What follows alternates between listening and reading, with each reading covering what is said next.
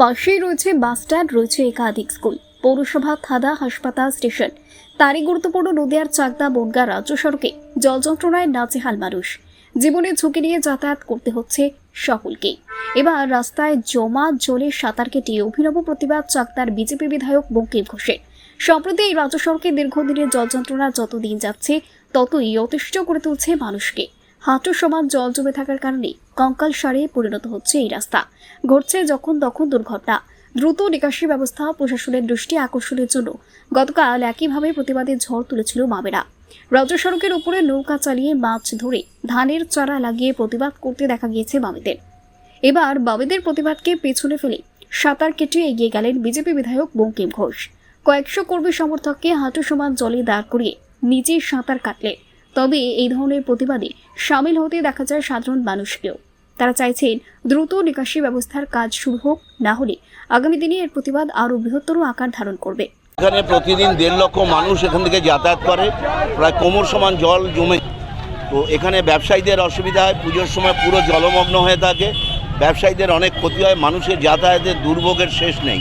ফলে এই প্রশ্নে আমরা বারবার প্রশাসনকে বলছি, রাজ্য সরকারকে বলছি, স্থানীয় লোকাল স্তরে পঞ্চায়েত সমিতি, আমাদের পৌরসভাকে বলছি, কিন্তু কেউ কোনো কর্ণপাত করছে না। 2 বছর আগে আমরা নৌকা নিয়ে, ছিপ নিয়ে, ধান গাছের চারা নিয়ে এখানে বিক্ষোভ করেছিলাম। তারপরে আমি এলাকার এমএলএ হিসাবে প্রশাসনের সাথে ধারাবাহিক মিটিং করেছি। বিডিও অফিসে বিডিওর সাথে করেছি, পঞ্চায়েত সমিতির সভাপতির সাথে করেছি, তারপরে আমি পৌরসভার চেয়ারম্যানের সাথে করেছি, ডিএমের সাথে করেছি, এসডিওর সাথে করেছি, এবং রাজ্যের চিফ ইঞ্জিনিয়ার, পিডব্লিউডি এক্সিকিউটিভ ইঞ্জিনিয়ারের কাছে গিয়েছি। এমনকি আমাদের রাজ্যের মন্ত্রী পিডব্লিউডি দপ্তরের পুলক রায়, তাকে আমি মেল করেছি, তাকে চিঠি দিয়েছি হার্ড কপি, তার সাথে মৌখিক বসে কথা বলেছি।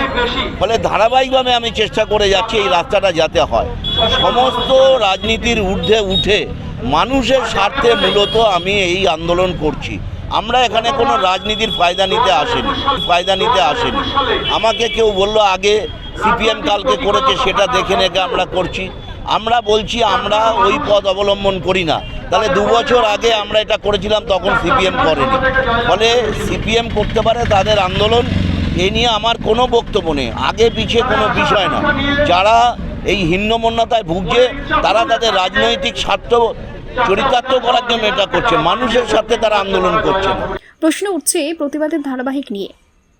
প্রথমে বাম, তারপরে বিজেপির রাজনৈতিক প্রেক্ষাপটকে হাতিয়ার করার চেষ্টা করছে, নাকি চেষ্টা করা হচ্ছে প্রশাসনের দৃষ্টি আকর্ষণের। এখন দেখার বাম ও বিজেপির দুদিনের প্রতিবাদের ঝড় কতটা নাড়া দিতে পারে প্রশাসনকে।